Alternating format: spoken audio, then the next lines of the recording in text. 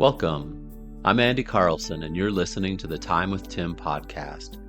Each episode, we explore the impact of complex trauma through the personal journeys of our guests. Along the way, we'll connect with experts and individuals who share their unique perspectives, insights, and practical tools to help you on your healing journey. Let's take this time to learn together.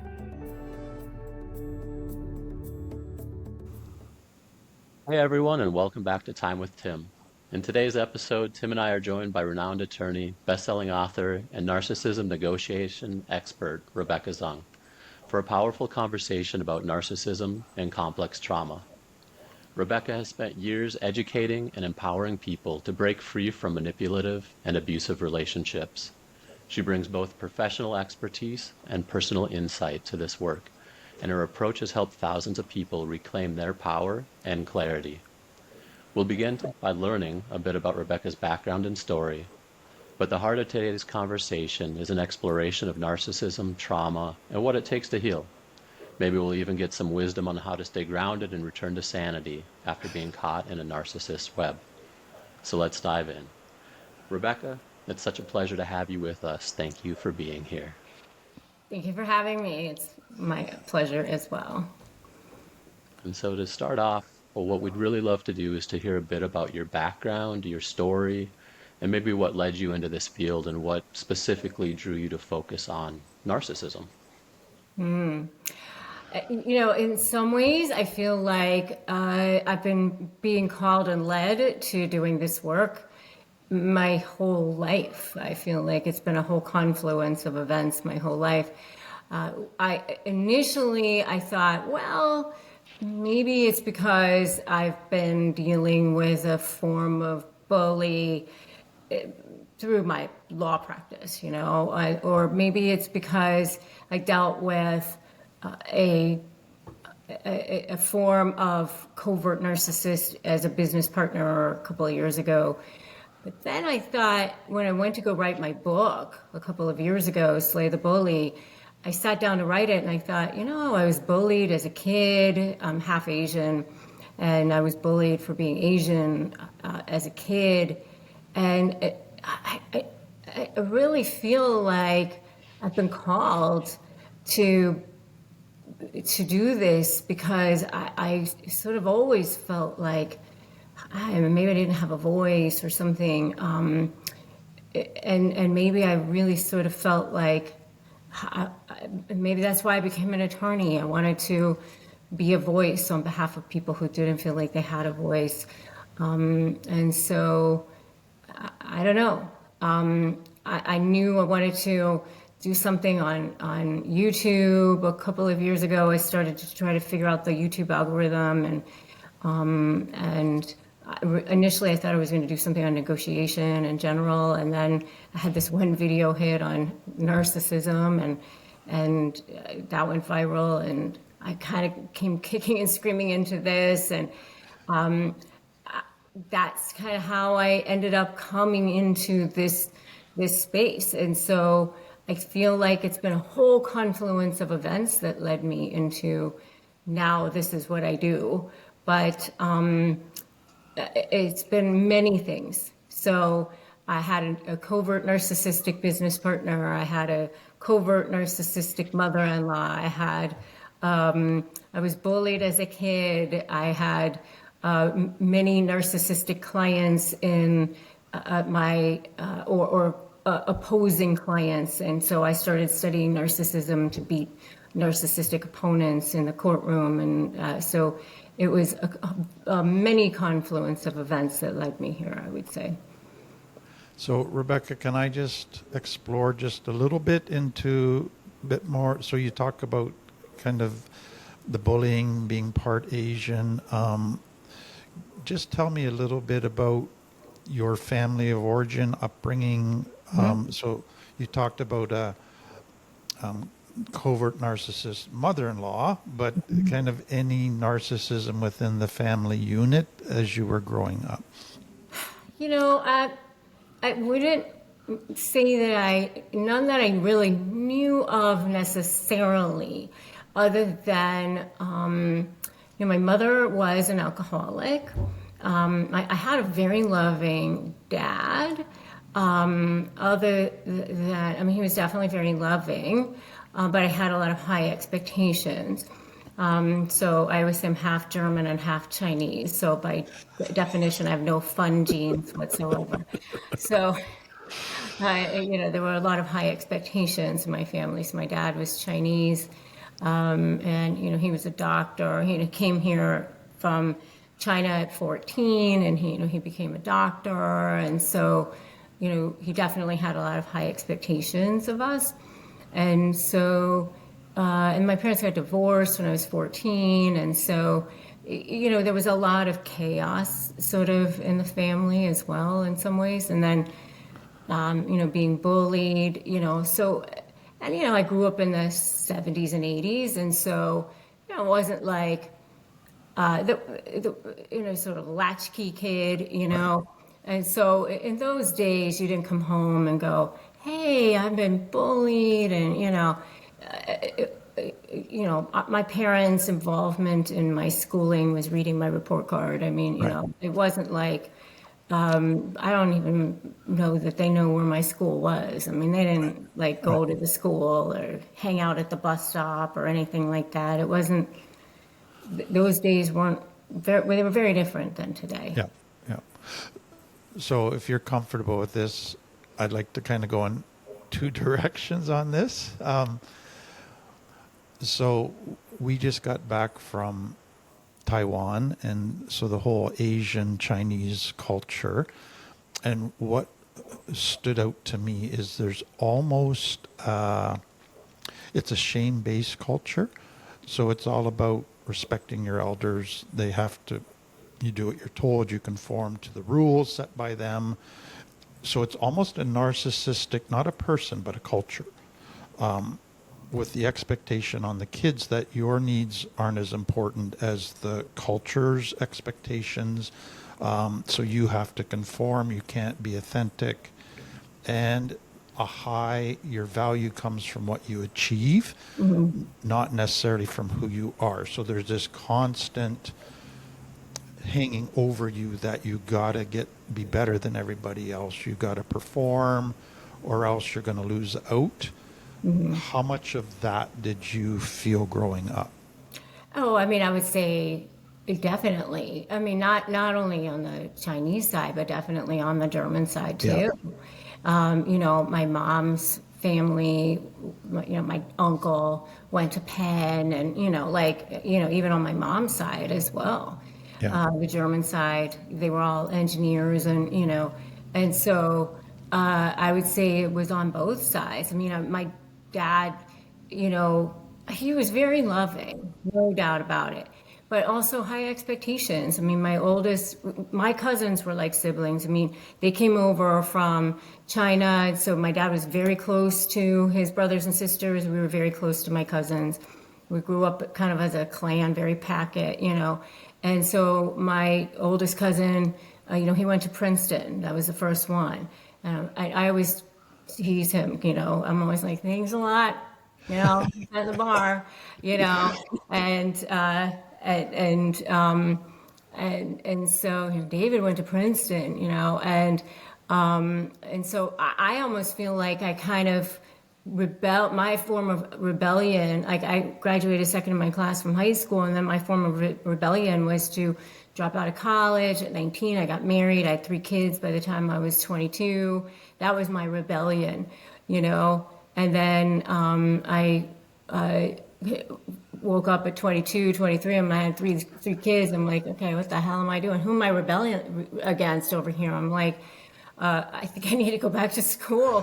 And so I went back and I finished college, and then I went back to law school at night. I got divorced, and I had to like forge my way by my bootstraps. And I went to law school at night, and I had 100% on student loans and bootstrapped my way, because I'm like looking at the rest of my cousins and my 3 brothers, and both my older brothers are lawyers too. I'm like, I gotta catch up over here.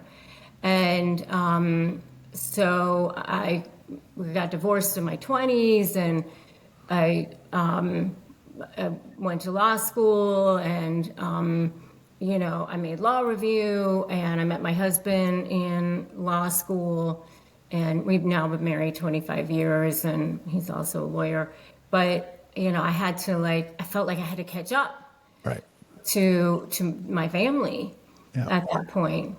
So So, that's a big part of it for sure.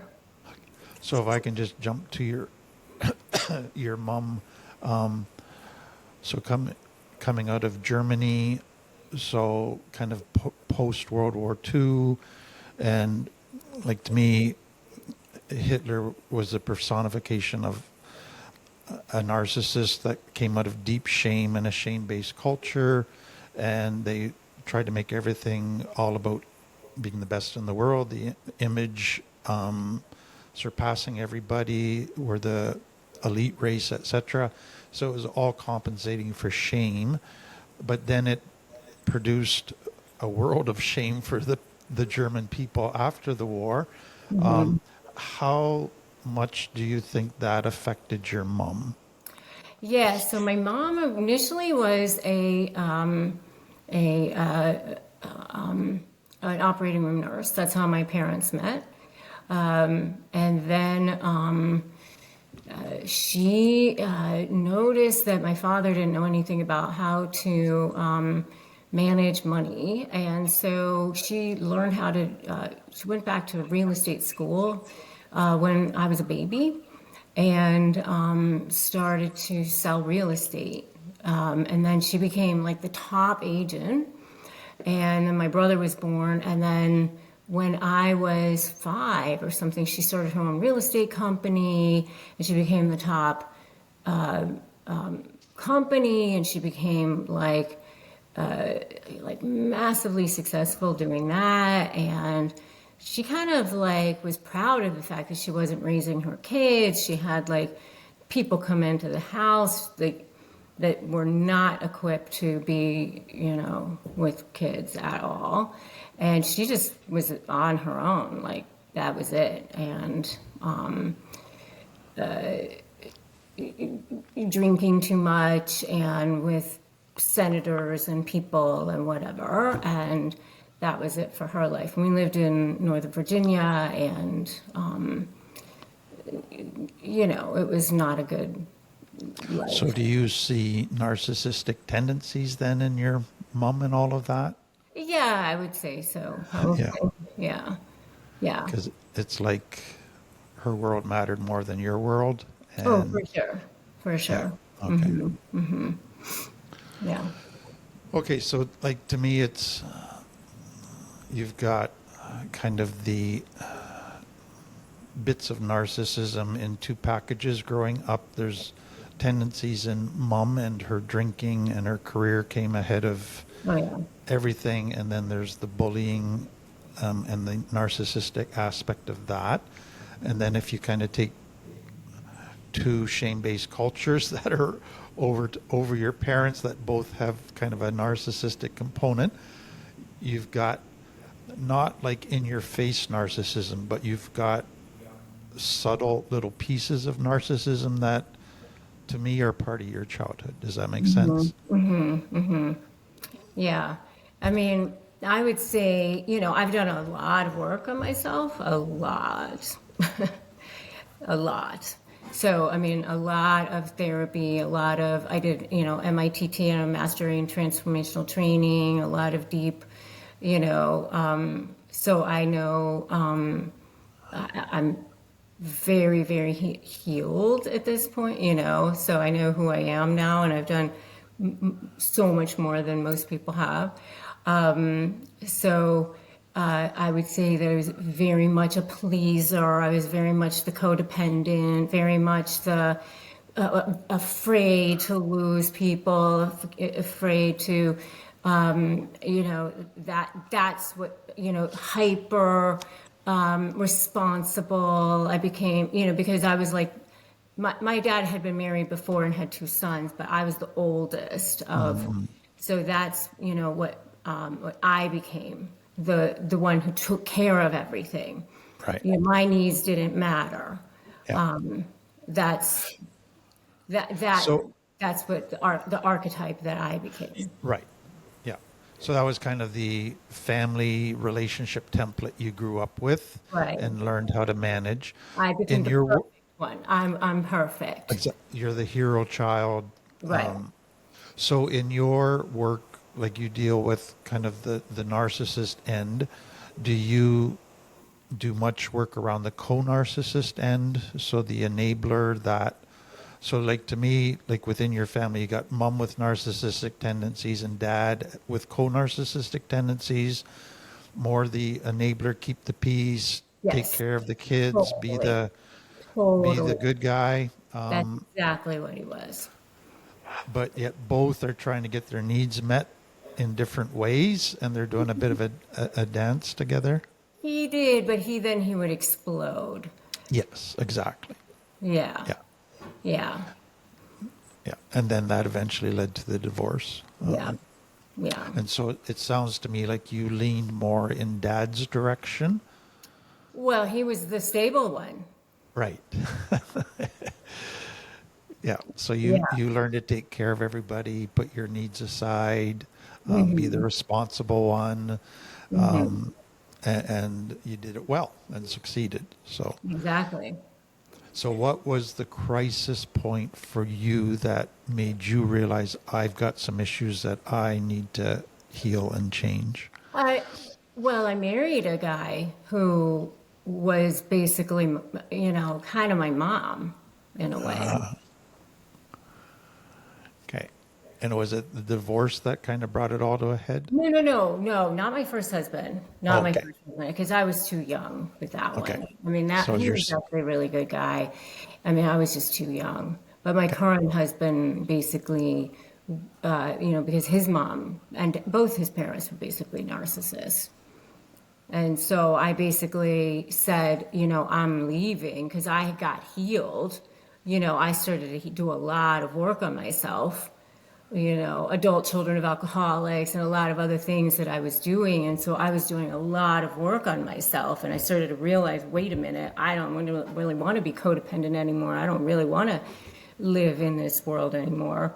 And then so it came to a head where I'm like, you know what, either you're going to get yourself work done, do your work, or I'm not going to stay here anymore. yeah. So you were the one that kind of initiated bringing it to a crisis point, Yeah. and he So responded, oh, yeah, yeah.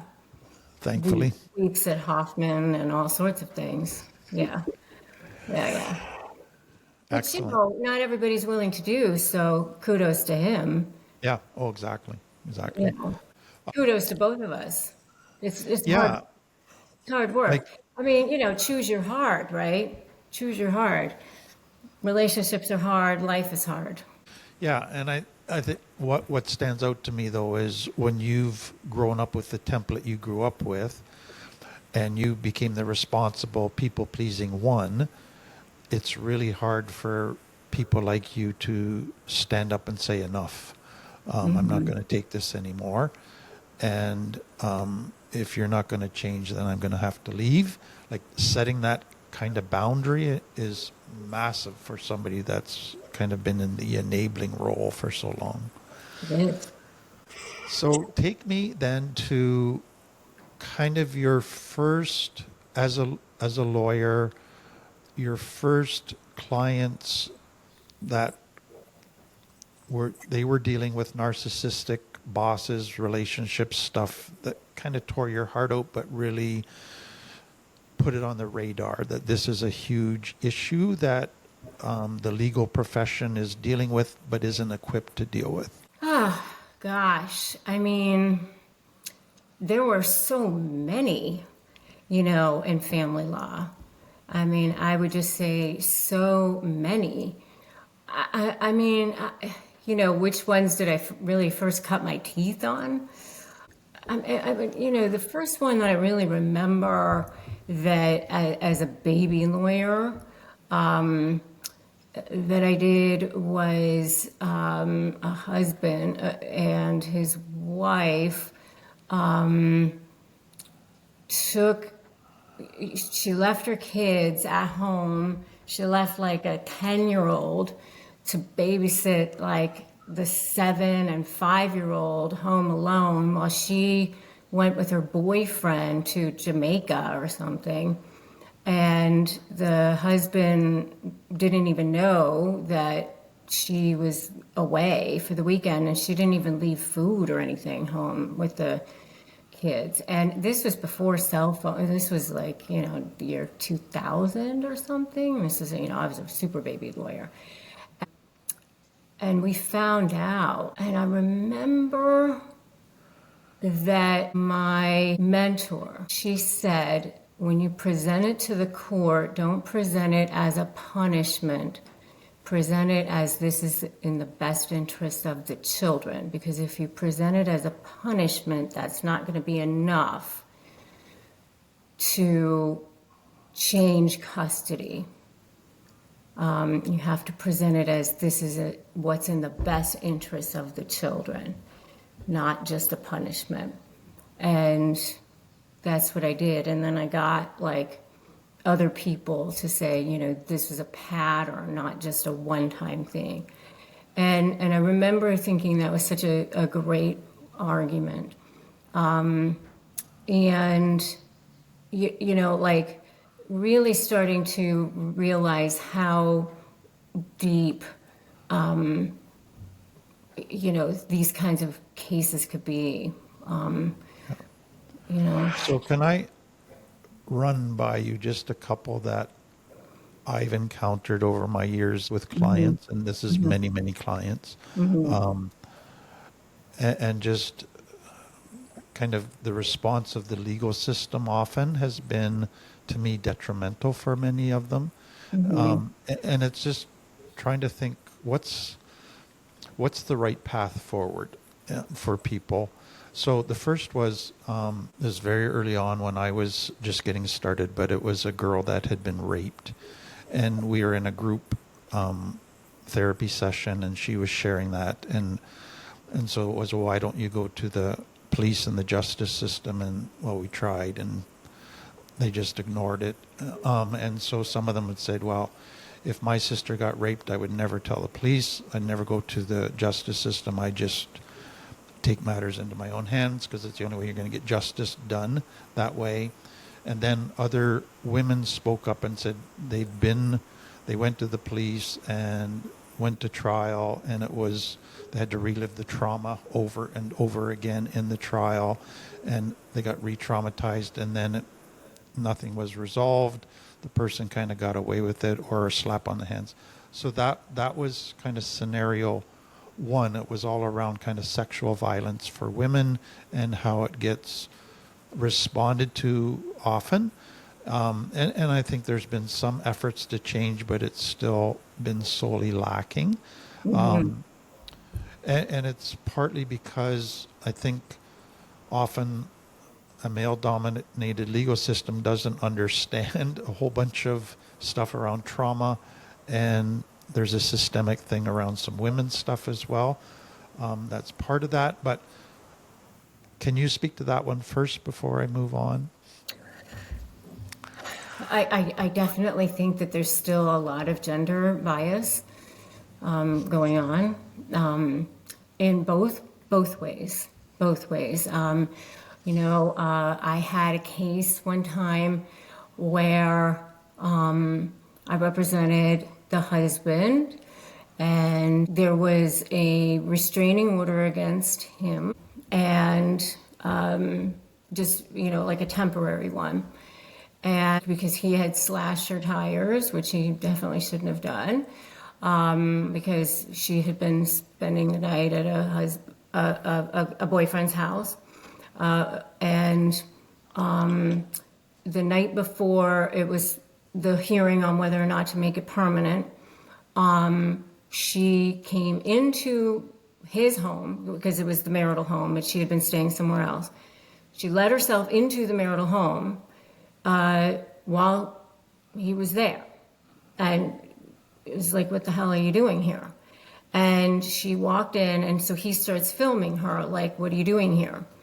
She walks in, she gets a knife in the kitchen, and he's like, okay, she's here. I don't know what she's doing here. The hearing is tomorrow morning at 10 a.m. as to whether or not to make this permanent. She walks in, gets a knife. She walks into his closet, starts throwing his clothes on the floor. And he's like, she's throwing my clothes on the floor. And then she starts attacking him. And he's like, she's attacking me. And she says, that's right, I'm attacking you. I'm attacking you. And he's like, I'm being attacked. And she's like, yes, I'm attacking him. And like literally is provoking him the night before this hearing.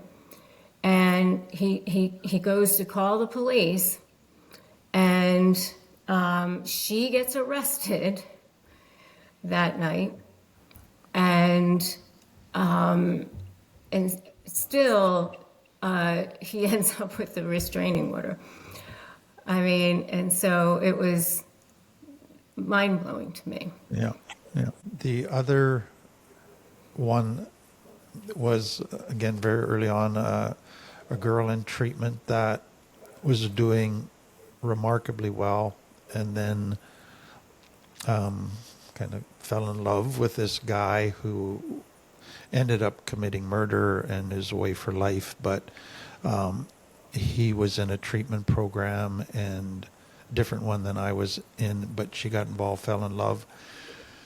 And then one day she showed up at our house all beaten up. And so to me it was, well, leave. It's fairly obvious. But what I quickly realized is she couldn't do that. She just lacked the internal strength to end the relationship. And she had all kinds of fantasy things in her mind that, well, he was so nice once, we can get back there. He's just having a bad day.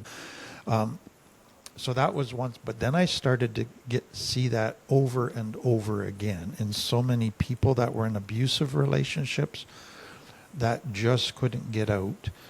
And I think some people just thought that if they could solve it judicially, then that would fix their problems. And it's like, no, it's way deeper than that. This is not just a legal fix that's necessary, though that needs to improve.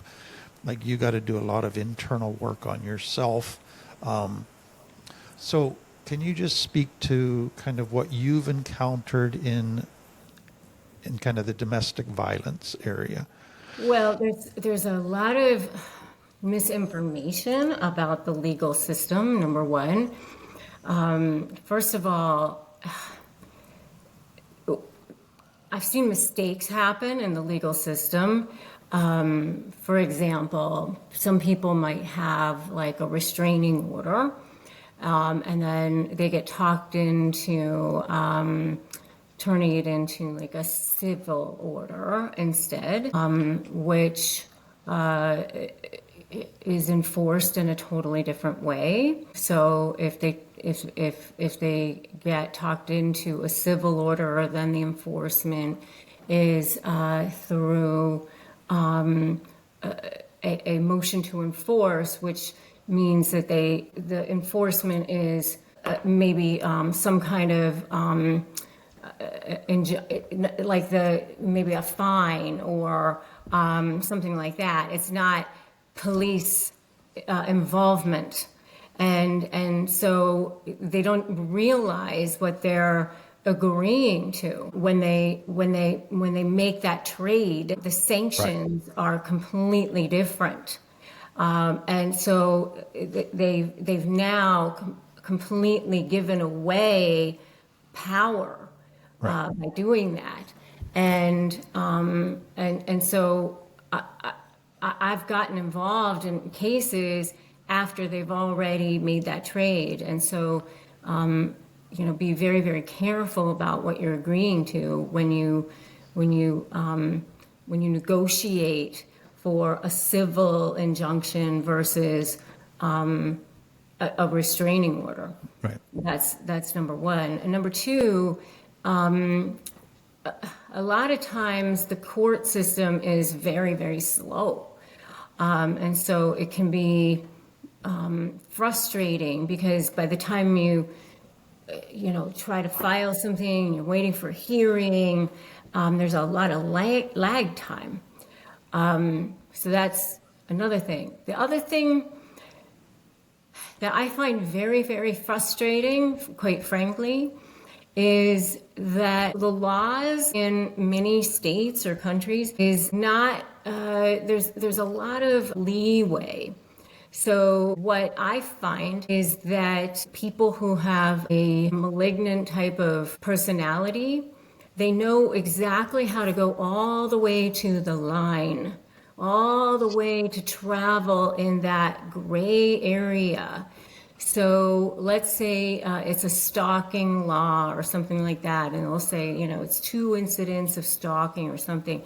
They know if they can drive by your house, or they know if they can send you something in the mail or something and get away with it. They know how to push it all the way to the limit and get away with it. Yeah. And have that plausible deniability, and still drive you crazy and get away with it. And that's what I find extremely frustrating about the legal system. Yeah. So if I can kind of camp on that one and develop it a little bit, because I think it's getting to kind of the nuts and bolts of it. So to me, there's an element like in a domestic violence, or so basically you're in a relationship with a narcissist who's abusing their power. So that could be a man or a woman. That goes both ways. So there's an element where, yes, you often have to involve the police and the legal system to try and get that stopped for the sake of your own safety, for the sake of the kids. But that can't be the only piece of the puzzle. There's got to be, you've got to do some stuff yourself to try to give yourself agency to improve your life beyond just outsourcing it all to the police or the legal system. So that the next thing that many people do is then they go, okay, well, then we're going to go for counseling. And what they don't realize is they're outsourcing it to a counselor to fix them. But what I've seen with narcissists, often I've heard many, many of these cases, and it's just heartbreaking. But a narcissist knows when a counselor isn't an expert on narcissism. And it just gives them a platform for their supply. Yeah. And they manipulate the counselor. Waste of time. So that's where I say, this is where you have to start building your documentation and your leverage, and you start creating patterns to start being able to threaten their supply source. Exactly. And there's always ways to do that because they leave breadcrumbs. And when you start to create patterns, and my AI, so I have an AI that I built on a ChatGPT platform, but it's been built using my books, my YouTube videos, my program. So it understands how to build leverage using patterns. So you create documentation and you put it in my GPT. They always leave breadcrumbs because they always lie. They always are late. They always have patterns of abuse. There's always, they can never be consistent on anything. Yes. And so, in their emails, in their text messages, in their social media, whatever it is, you keep track of everything. They don't think that you're going to keep track.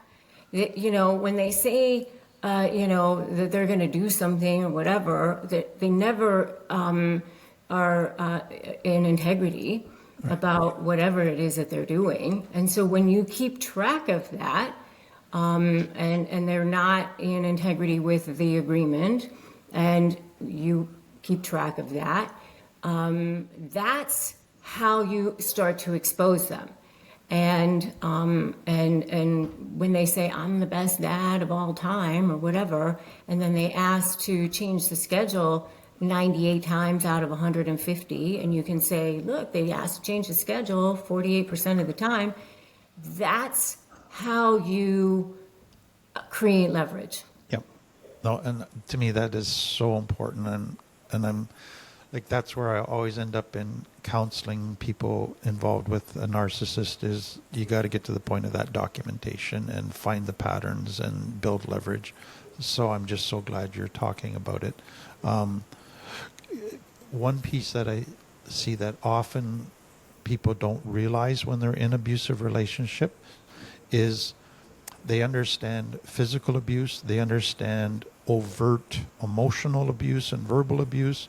They don't see often the subtle forms of emotional abuse that are used to gaslight them, to make them feel stupid, they can't think for themselves, that there's something wrong with them, it's all their fault. Can you speak to that you've seen? Oh, so often. So it might be something like they'll start with seeding things very, so like a covert narcissist will start seeding months in advance. Yeah. So it might be like, oh, and they use it in terms of care. So it might be, I'm so concerned about Susie and her drinking. Oh, I'm just worried. I'm just worried about her. I just think she's drinking a little more than she should be. I'm just so concerned. And then, it might be, a few months later, well, I think Susie's an alcoholic. I don't know. I'm worried about her around the kids, it's just a lot.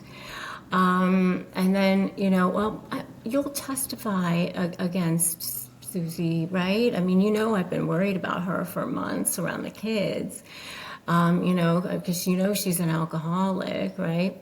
And then all the people start looking at Susie drinking more. Well, it does seem like she is drinking more.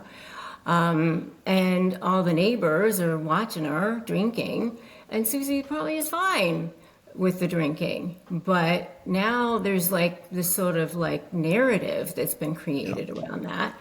Or it might be somebody at work. Oh, Bill, he's been coming in late a lot more lately. I don't know. Something must be going on at home. I don't know. And so, but it's concern. I'm just concerned. Right. Yep. I call them pearl grabbers. What? Me? I would never. I'm just worried. Yeah. But they couch it in terms of concern or something like that. And it's always like this sort of plausible deniability, like, so that they kind of like, oh, I thought I put you on that email chain. I don't know how I left you off that email chain. You weren't on that? I definitely thought how did I put you on that text message? What? It's like this plausible deniability thing. Or, oh, that's amazing you got that job. I mean, considering your background and all, like things like that. I mean, they're very good at that sort of like double meaning sort of a thing, like that. Yeah. And it always, it doesn't come straight out and say the shame belief you have deep inside of you that you're not good enough. I'm going to reinforce it very subtly. They don't come out and say you're a terrible, awful person up front. They just go, I'm a little concerned about you, and that plays into your existing shame message that, oh yeah, maybe they're seeing I'm not good enough, etc. And so you get sucked into the web. Right. Are you sure you want to start that business? I mean, I don't know. You have a lot going on, like that. And so it's just always this sort of subtle dig, like that. Exactly. Little shot taking. Okay. A bunch of different directions in my mind. I'd love to go here, Rebecca. Let me just pick one. So one of the terms that I use, and somebody coined it, but in a healthy relationship, you have genuine vulnerability. In a narcissist relationship, you have vulnerability. So FAUX, so full vulnerability. Yeah. So they fake like they're vulnerable, but they're not really vulnerable. And it's part of the honey trap to get you in because, oh, they seem so open and vulnerable, but it's vulnerability. Can you speak to some of that you've encountered? Just because to me, it's often where it starts for many vulnerable women or men. They get drawn to people that appear vulnerable. And oh, we're sharing and we connect and we're going to a deep place and it's so, and it resonates with something very wounded in them that draws them in and they're trapped. And then to get out of that is very difficult.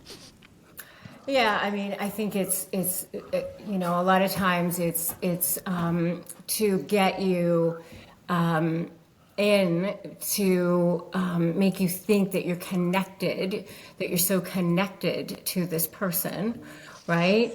And or that you're saving this person, or that you're helping this person, and that they need me, right? And that you're you can't leave this person at this time, or something like that.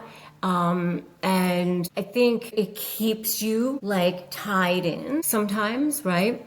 And I think what you see a lot of times with narcissists too is that they push you all the way to the brink.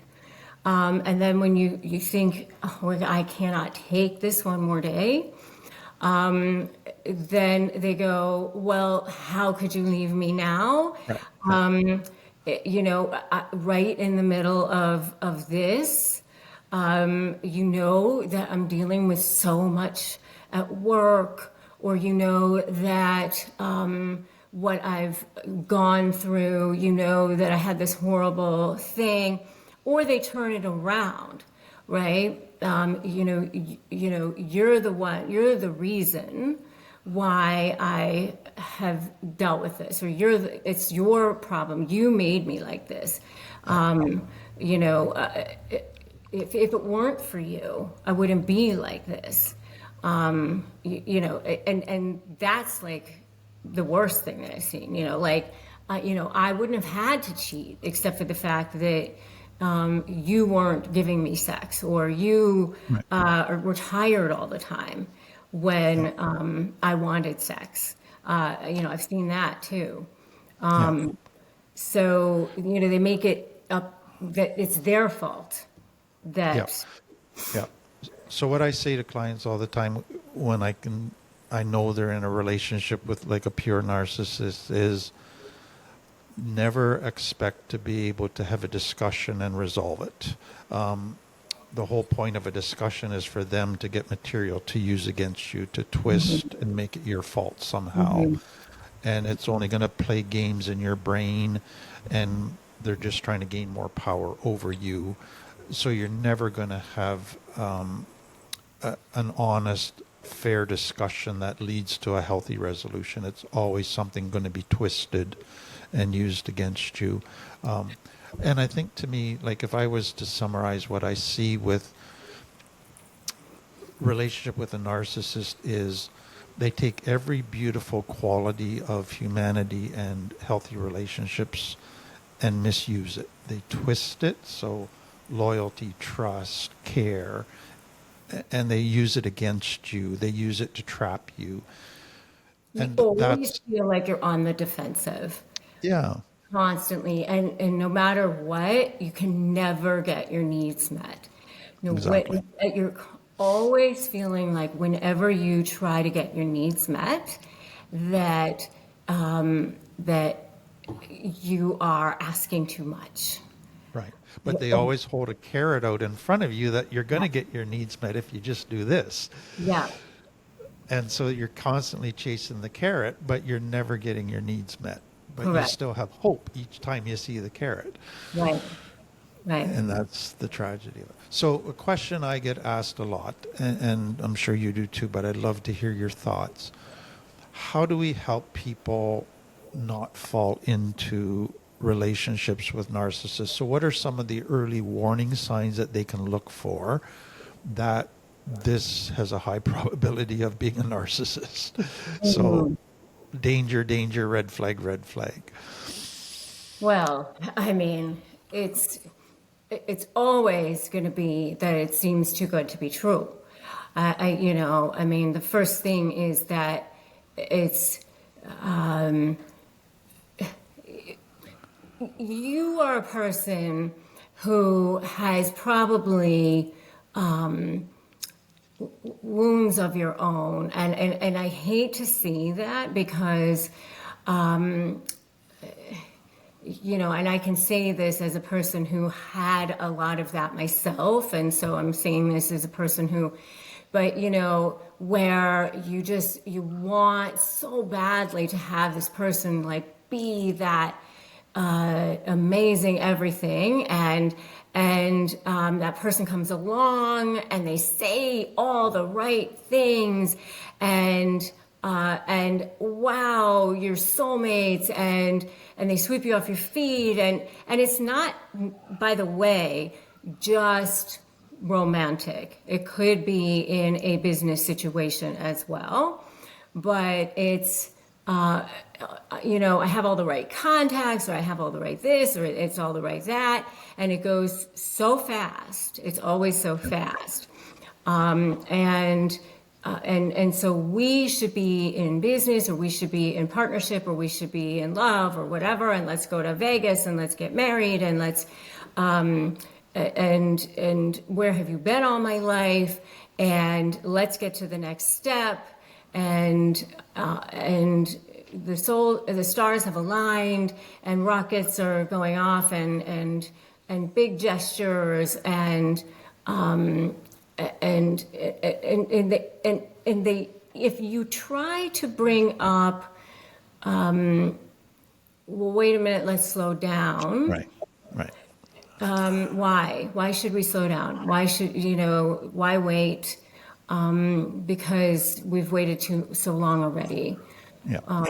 And you probably do see red flags. Every time I've spoken to somebody, they did see red flags, but they ignored them. Yes. And your heart, by the way, and I do coherence meditations every morning now, and your heart is ahead of your brain, by the way. Yep. And so, I recommend if anybody, learn about heart math, learn about coherence. Your heart is way ahead of your brain. Listen to your heart. Listen to your intuition, and it knows.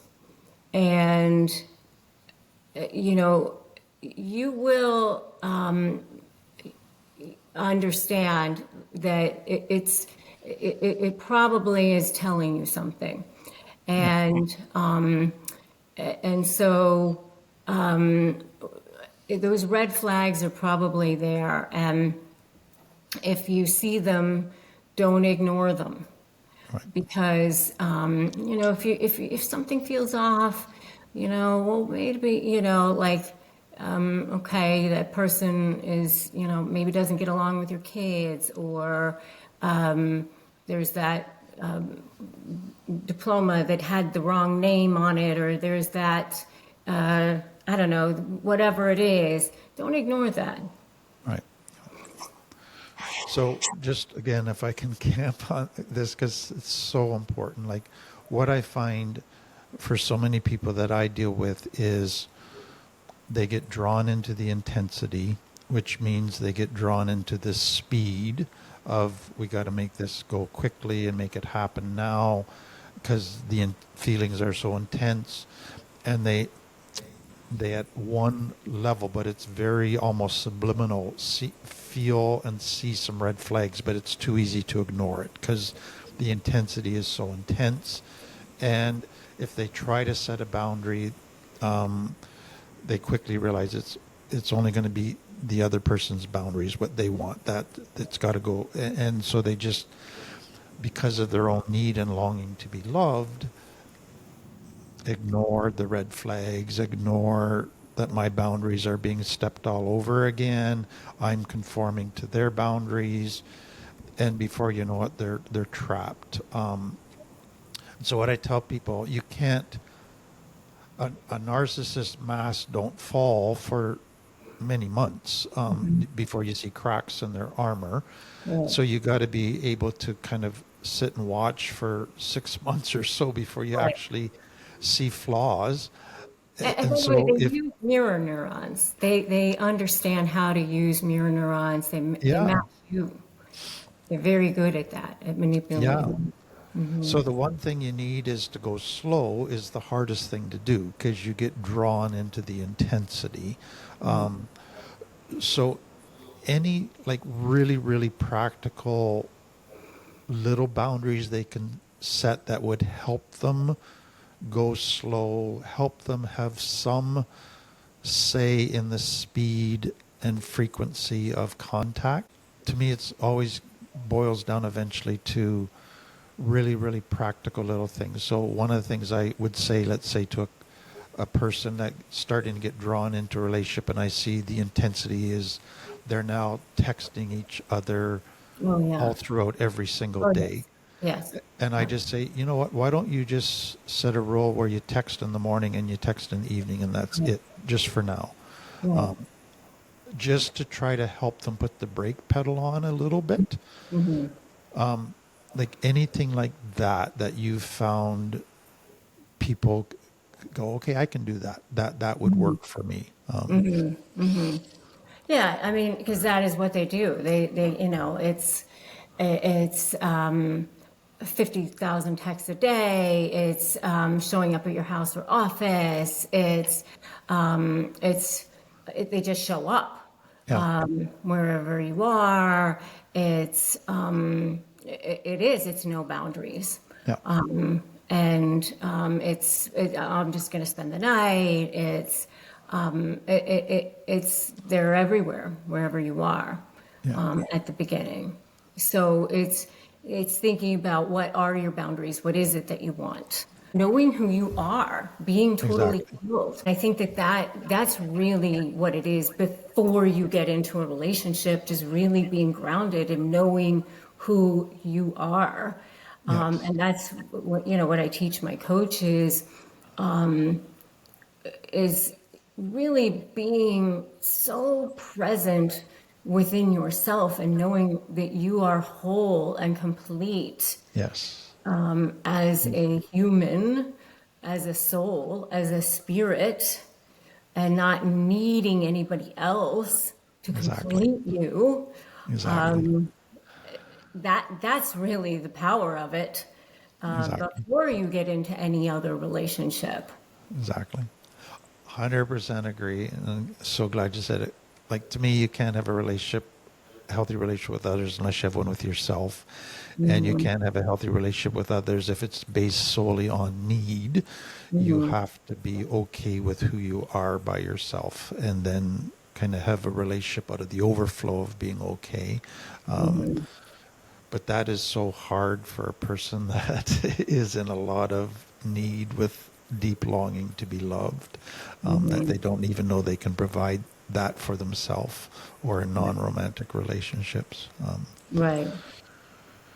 I think the other piece to me with that is a person coming out of trauma is so much in their limbic brain, which is all about immediate gratification, intense, powerful, positive emotions now.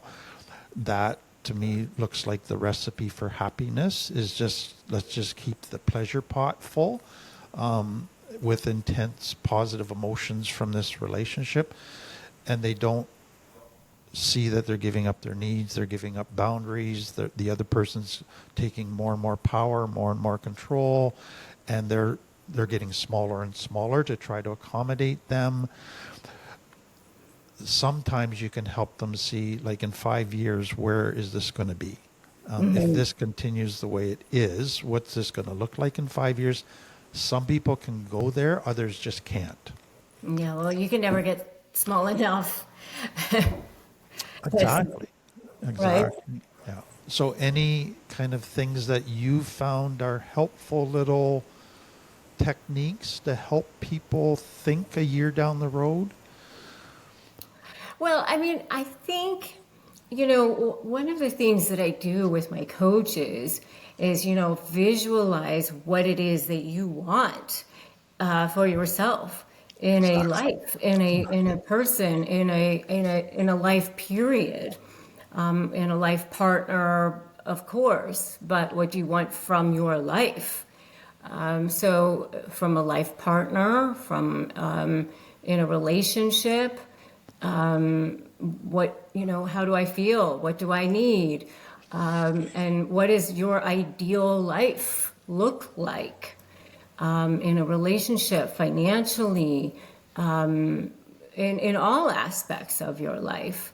And so I would say before you even get into a relationship, what does that ideal person look like for you? And then you can actually start calling that into your life and calling that into your world. And call into your life a healthy, whole person. Yes. And then as you start to develop that relationship, really have communication around what that mature, healthy relationship is going to look like with each other, and start establishing that early on. That's what I would say. Yeah, and for me, another way just to say that is you'll never have a healthy relationship with somebody unless you gain a little bit of personal health internally yourself. Because if you go into a relationship with many, many unresolved wounds, you're just going to bleed on each other, and it'll never be a healthy relationship. So you got to Yeah, start with yourself. 100%. I mean, I would say don't let trauma do the picking. Exactly. Exactly. Because I think a lot of times trauma has done the choosing, trauma does the talking. And, in any relationship, I've kind of joked, but it's not really joking, but, there's kind of four people in the relationship. There's the healthy selves and the trauma selves. And you don't want the trauma selves to be leading or talking, and so I always say, if you're coming along, you don't get to talk, you don't get to touch a steering wheel, you sit in the back. Exactly. I mean, there's always going to be that aspect, but you just really want to be aware of that, and not let that trauma part of yourself be running the show. Yep. The next thing that I would get many, many questions about is somebody who's already in a relationship and they realize it's with a narcissist, and so often kind of what begins to go on in their mind is the old thinking, if I just try harder, I'm sure I can make this work.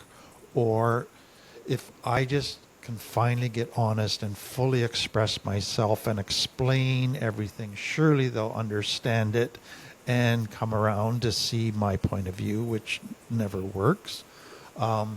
So eventually they get to a point where they realize I have to manage the relationship and make decisions, but I also got to heal me, because I'm not, so I got to work really in two worlds to find healing.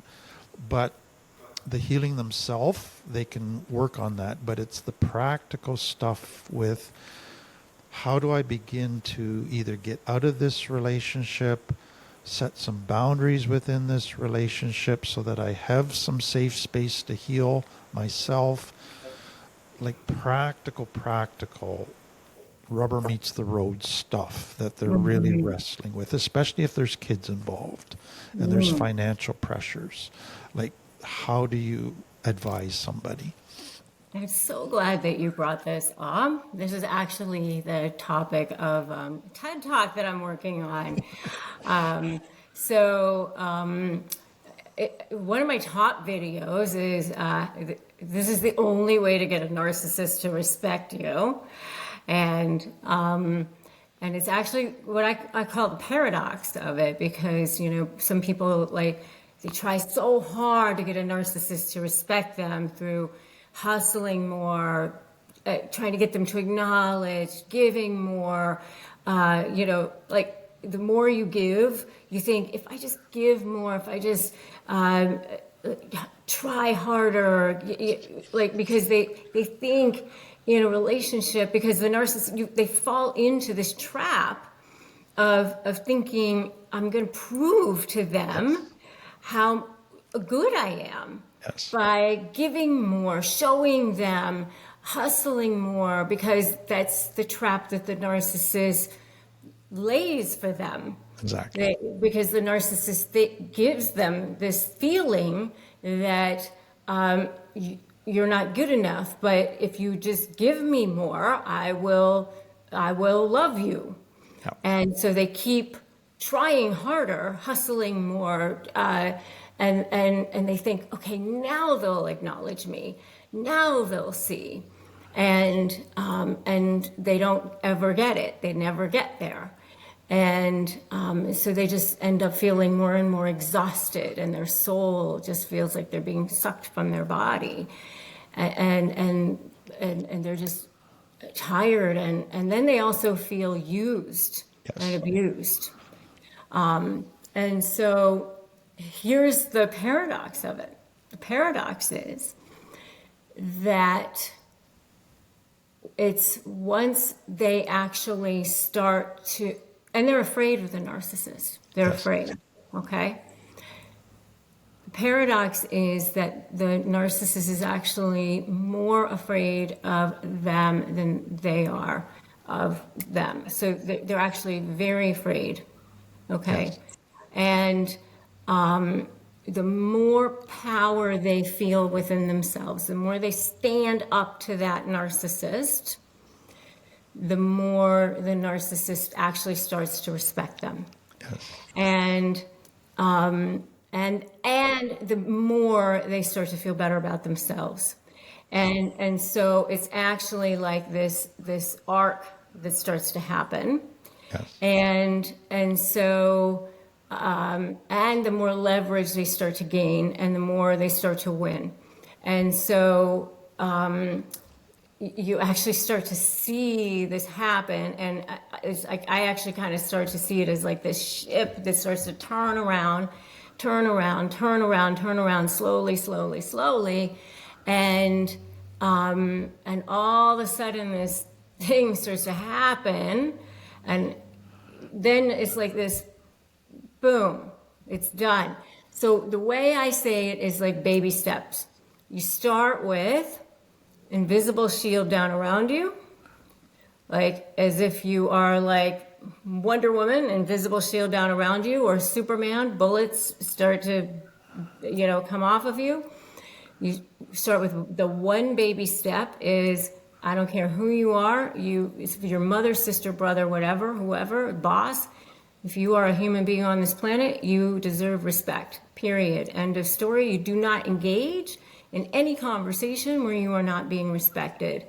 You can negotiate contracts, issues, terms. You do not negotiate your self-respect, period. Exactly. You don't negotiate your self-esteem. You don't negotiate who you are. That's it. You start to observe them as if they are a toddler having a tantrum on the floor, because that's basically what they are. They're in their limbic brain. They are having their tantrum. That's what they are doing. So I always say never jade. I'm half Chinese. I always wear jade. You're going to never forget this. Never justify, argue, defend, or explain, period. Okay? Do not engage, because you're never going to get them to acknowledge you, see your side, or engage with you ever. They're never going to go, well, you know what? I actually see you. Oh, you know what? You have a really good point. They're never going to do that. So never justify, argue, defend, or explain. So you just say things that are very neutral. You go, thank you for the feedback. You know what? I'm not going to have this conversation right now. Or we can have this conversation when you're calmed down. Or, you know what? This approach is not working for me. You just say things that are very neutral in that point. You do not respond. You just observe, not absorb. I always say it's like you're reporting the news. You just like start observing them. Like you're just like, oh, I see, I see the car driving by right now. It's just like reporting the news. And that's it. And so that's the very first thing that I always tell people to do. Invisible shield down around you, bullets off the wrist, bullets off the chest, do not engage. Yeah. So the very first thing, and I think that's the easiest thing for people. And I love that. And what I would always add to that is don't expect that to go smoothly, because their first response before they ever will respect you is to increase anger and disrespect towards you. And so you're hoping that they're eventually going to respect you, but initially they're going to act like they respect you even less. They're going to try to be more intimidating, create fear in you, and that's where you got to withstand those initial storms and not engage until they realize that you're not going to bow to their games or their pressure. But they're always the worst right before they're ready to give up, just like a child. Exactly. Because you know what, like toddlers, like they're you know how toddlers are? Like they just think they need to scream louder or kick more, and then their mom and dad will give in. They're always looking at you like, now are they going to give me more? But they're always the worst right before they're ready to give up. And here's the paradox, right? By the time they're ready to give up and they're having their tantrum, like you don't really care anymore because you are done. And that's when they're actually respecting you. Exactly. And that's when you have respect for yourself, and that's it. Yeah. So your JADE acronym we refer to as gray rocking, which to me is the same thing, but I like the way yours explains it very well. Andy, did you have any questions that are just bursting to come out? Yeah, it's been really illuminating so far. And so through this conversation, I have a client right now who's about to negotiate a divorce with a narcissist. And so one of my first questions is just, earlier you talked about documenting patterns and then turning that into leverage. And so you gave the one example. I was wondering if you could give a couple more examples of patterns that emerge, and then how we can turn that into leverage. Yes, so I'm glad that you came back to that. So the way I explain that is that there's what I call two forms of supply, and they're kind of tiered.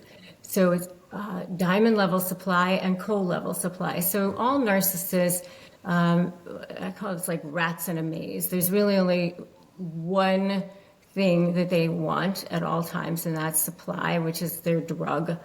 And that's what feeds their ego, which is because they need external validation all the time to feed their ego. It's like this black hole of emptiness inside of them. But there's really two forms. So what I call diamond level supply is image. It's how they look to the world. And what I call coal level supply is the dark underbelly, which is manipulation. It's almost like that sadistic thing. It's like making people sweat. And so in a negotiation, people make the mistake of thinking that the narcissist just wants to win. And they think, well, what is it that they want? I'll just give it to them and then this will be done. And so early on, they might think, I'll just give them the house, or I'll just give them this or whatever, and then this will be done. And then they think, well, how come it's not over? How come they keep moving the goalposts over here? And how come 3 years later and $100,000, I'm still going with this thing? I gave them exactly what they wanted. I agreed to all of their terms. Why is this still going? And the reason why is because they enjoy the process of control. They enjoy the process of seeing you squirm. It's a sadistic control thing. And the narcissist doesn't even understand it themselves. They will blame it on the other person. Well, it's because you did this, or it's because you waited too long, or it's because they don't even know, because they're in their own limbic brain, right? And so the way that this person has to get out of it is to create leverage that threatens a form of supply that's more important for the narcissist to keep than the supply source that they get from manipulating the other person. And the way that they do that is through this leverage. So for example, I had a client who, the easiest one that I can give you is I had a client who was a Fortune 20 CEO who had a penchant for hiring sex workers, and he ended up giving his soon-to-be ex-wife a sexually transmitted disease as a result, and he did not want the world to know about that. And so that ended up to be a good form of leverage because he didn't want that to go to trial. And so, he ended up settling that in mediation, because in Florida, where I was practicing, that we could have added a count for battery, assault and battery, which ended up, that could be a trial by jury to that case. And so that could have been very something that could not be good for his image. And so he ended up settling that case in mediation. So, where he started off that case thinking that he had a lot of leverage, he ended up not having as much, there ended up to be leverage on the other side. So, that was a good piece of leverage. Now, there's other ways, though, through patterns that are great forms of leverage. So, for example, I had another case where the dad was saying, I'm a great dad. All I want to do is spend time with my kids. Now, in that particular case, the wife kept track during the 4 months that the case was pending of how many times they did an exchange of the kids. There were like 98 custody exchanges, and he asked for a change in the schedule 48 times out of the 98 times. And so, you could just see 48 times he asked for a change in schedule. Well, how great are you if you are changing the schedule 48 times out of 98 times? And out of that 98 times, he asked for a change in the schedule 24 times. It was under an hour, that he asked for the change. So he's like not very considerate on top of that. And she said yes, how many times? And so, when you can put all of that in a documentation, in a chart, and then you can put that in percentages and then present that to a judge. Hey, judge, this is just facts. These are just, we're not telling you anything. We're just showing you, we're just demonstrating facts to you. And here are the texts to support it. Yeah. And I was just going to add, and you just said it, Rebecca, to me, it's so important for people to save all the texts, because often when they get upset and they fire off texts that are very full of lies, very disrespectful, that provides great leverage against them because it's their words. It's their words. And then, so I have an AI that I developed, and it picks up these words, and it says, this is diamond level supply, coal level supply, and it's actually been trained to look for leverage based on the narcissism, based on what I teach, and so it's really, really very, very helpful, and it actually can help people write motions, and help people write judicial pleadings. It can actually even help people practice cross-examinations, look for what the other side's going to argue, that sort of thing. And it's super. So would that AI be something that would benefit like one of our clients? Yeah, totally. Okay. How would they get access to something? It's in part of my program. Okay. Yeah, it's part of my program. And so, I mean, it's so gold. It even helps people with writing letters and everything else. But there's something else I was going to say about that. It's really, really helpful for people to be able to understand. Oh, like for example, it'll even pick up, like if people have like an agreement, like the agreement says, both parents need to consult with each other on decision making, blah, blah, blah.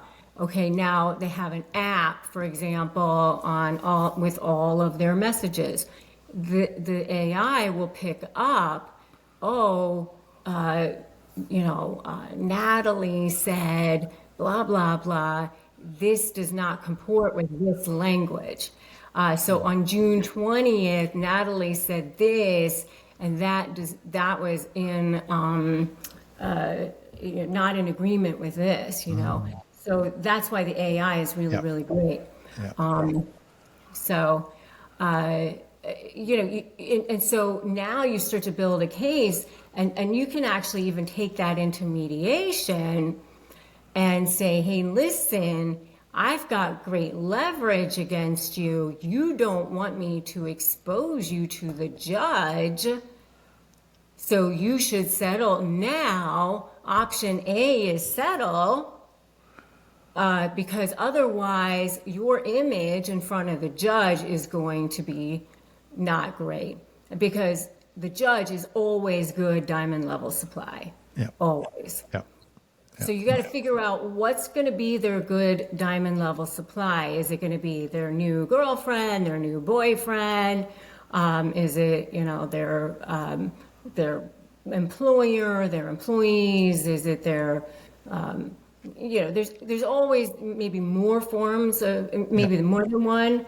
But the judge is always good diamond level supply. They always want to look like the pristine one in front of the judge, for sure. And one of the ones that I've seen diamond level is just they have this knack of getting kind of community respect by being involved in community. Then everybody thinks they're just fantastic, except for the spouse. Yeah, it might be. I don't know. It could be the adult children. Yeah. Something like that. So the way that I teach people is you go into mediation. You've got option A is the reasonable, thing that you want to present. Option B is you don't want this option, and so you have a written agreement ready to go, and you get them to sign that, and then that's it. Because even if you go to court and you get everything that you want, they can appeal it and blah blah blah. So you do try to get that written agreement if you can. So that's why you want to have your leverage ready. So let me just play the devil's advocate that I've heard from many clients, and that is, like, in my mind, I see, like, this is, you need to document, you need to prepare a case, you need to be ready to go to court or involve kind of the legal system. But they immediately feel that's unloving, that's not kind of a good Christian thing to do, that's blah, blah, blah. They got all these arguments against something that's so hard and punitive and confrontational. They want to soft pedal their way through it, and it's helping them realize it's just never going to work. Like, how do you get them over that hump? You're gonna just stay in this vortex of hell. Yeah, exactly. You never, like, you know, you don't have a choice. Exactly. Because you're going to continue to stay stuck and spend all your money and be stuck in a vortex of hell. I'm sorry, because that's how it is when you're dealing with a malignant personality. And, I wish I could tell you differently, but, when you're dealing with that kind of a personality who has that, the coal level supply that enjoys making you sweat and squirm, and they'll squeeze every dollar out of you if they can. Yeah. And I wish I could tell you differently. I think it's I don't good. enjoy saying that. I just think it's good that they hear it from more sources than just me, just you. The more they hear it from people that work in this field, the more they go, okay, maybe I should start listening. There's something here that I need to act on. Mm-hmm. I mean, I wish it were different. Yeah, exactly. But that's why I've created all of the programs and everything that I have, because, let me tell you, I had no shortage of clients as a lawyer. I could go hang a shingle today and go back and practice law, and I'd have too much work in a day. I mean, it's not like I'm doing this because I didn't have a law practice that was, plenty of clients. I do this because I truly believe that I've been chosen to do this. When my video went viral as a narcissist thing, I literally said to my husband, I definitely don't want to be the narcissist queen. Like, this is not what I want to do for my life. But I truly believe that this is what I am supposed to be doing.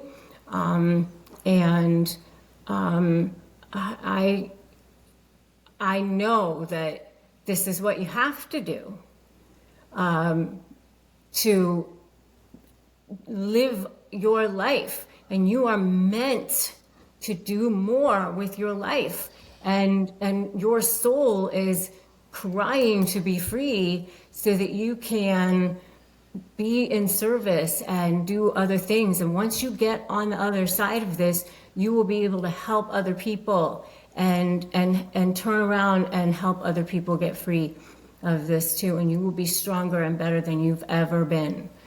I often say to clients, it's a huge mountain to climb to get out of it. But once you're on the other side, the lessons that you have learned from this, the strength you have gained from this will just make you a way much better person in helping others and yourself. So yeah, you were meant to shine and be free and align yourself with spirit Yeah. I mean, that's what you're meant to do. And so you're not meant to make yourself as small and be at the mercy of this. Exactly. So Exactly. Andy, did you have anything else? I did have one other question, but I really feel that this last little bit started to answer it because this client I have is fearful about filing and going through because of the financial repercussions to herself in that she's in a career where her credit rating matters. And and so she's afraid that like she'll lose her credit rating, and then with the houses that she'll be facing these financial repercussions. And so she's delaying and continuing to delay, although there doesn't seem to be any hope for a better future. And so are there any reasons that you could say like to delay or why you delay? Or does everything move toward that you should try to move this as quickly as possible? delaying the inevitable, and it always makes things worse. It just makes things worse. So, I would just say get started, just take one baby step. And, I would just say, my Crush My Negotiation prep worksheet has been downloaded at least 150,000 times, which is free. So I would just say start with that. It's at winmynegotiation.com. It's totally free, and I would start with that. It's a 15-page playbook that many people have downloaded to start with their, it's like to help people with their negotiations. Maybe start there. They can book a call with one of my consultants at rebeccazung.com/book with us. It's a free consultation, if they would like. Like what I love, Rebecca, in having you is we deal with some of the practical pieces of dealing with a narcissist, but mainly we deal with the underlying trauma and shame that produce the narcissists and cause them to be attracted to narcissists, and really that therapeutic healing yourself approach. But you bring all of that very practical hands-on tools for I'm in this situation, now what? And I'm just so thankful for that, because to me that there's such a huge need for that. And I think as the understanding of trauma continues to grow, it's going to lead to a more accurate understanding of narcissism and narcissistic relationships, which is going to lead to more people wanting to get healthy and change those, which is going to just make you and me busier. Yeah, that's why I love your stuff. That's why I wanted to reach out to you, because I think really that we can do so many good things for people. Yeah. Yeah. So I'm so grateful we've had you on today, and I think it's going to help a lot of people, and moving forward, that's realistic. So thank you for that. Thank you. Thank you for all that you're doing too. I absolutely love your work. I told you that one of my private clients turned me on to your videos, and one of my billionaire clients, and I think you're brilliant. So thank you. Thank So if I can just, this has been a great conversation, and with those practical tools, could I ask Rebecca if there's any more practical suggestions or ideas that you might want to leave our listeners with before we wrap up today? Well, documenting absolutely everything. The one thing I do say is to use a form of documentation that cannot be manipulated. So, I usually prefer email or like an app, or like a court-approved app. So like a time and date stamp, you know, that type of thing. I Also, I like to leave people with saying that you and you alone create your value, and your mindset is the most important thing. Your identity precedes your outcome. So, more than anything, knowing who you are. I always liken it to Glinda the Good Witch in The Wizard of Oz. So do you remember in The Wizard of Oz how the Wicked Witch came around and she was like, "Go away, you have no power here," and the Wicked Witch was scared of her, and it was because she knew exactly who she was, and that is where you want to be. Is you get to that point where it's like, go away, you have no power here. It's because you know who you are. And that's the why am I slay method is, I have strategy, leverage, anticipate, and you. And the why is you, and you is you knowing who you are, you on the offensive, and really standing in your own power. And they really are more afraid of you than you are of them. It's all like this whole illusion of power. They don't have any true power. They didn't attach themselves to you because you have so little of value. They attach themselves to you because you have so much. And so just really do not allow them to continue to gaslight you into believing that you have no power. Stand in your own power, and you will see how that starts to turn it around right now. So decide today that you have power, and you will. Okay? That is really what I want to leave people with. That is That's excellent. such a resonating message. And you've mentioned several different tools and programs that you have. Is there any other tool, program, or place that we can find you online that you'd like to share? Yeah, I would definitely, you can go to my my webpage, my Instagram, my YouTube. My YouTube is RebeccaZung.tv. Definitely check out that. WinMyNegotiation.com is my Crush My Negotiation playbook, which you can get for free. And you offer a course, Rebecca? I do. My Slay course, they can go to joinslay.com, and that's where my AI is. And I would definitely go and check that out because that my proprietary AI creates leverage for people. It is so incredible. It is really so incredible. I just help people win their cases, talk to their lawyers.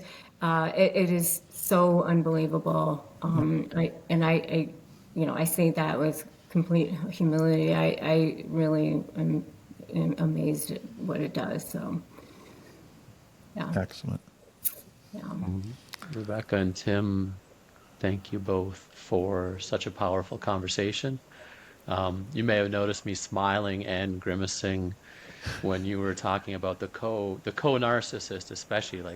We get a lot of this information from Tim, but having it come from a woman's voice as well, kind of really let me see how close some of this hit to home. And so, like many of us have experienced the confusion and pain that come with narcissistic dynamics. And so your clarity today offers a lot of hope and direction. And I really feel that ability to reclaim our power and take that step for our personal power. And so we're so grateful that you took the time to be here and share your insight. And for everyone listening, thank you for letting us be a part of your journey. And if today's conversation resonated, I hope you're walking away with a better understanding and a deeper sense of empowerment. Thanks again, both of you. Thank you. Thank you both. Thank you for joining us on the Time with Tim podcast. If you'd like to share your own experiences or have questions, feel free to email us at podcasts@timfletcher.ca. Want to learn more about complex trauma? Subscribe to Tim Fletcher's YouTube channel for past lectures and his Friday night Tim Talks. You can also connect with us on Instagram, Facebook, LinkedIn, and TikTok. Looking for more support? We offer programs and courses to help with healing complex trauma and recovering from addictions. Visit timfletcher.ca to learn more or send us an inquiry. We're here to support you. Until we meet again, take care and thank you for letting us be a part of your healing journey.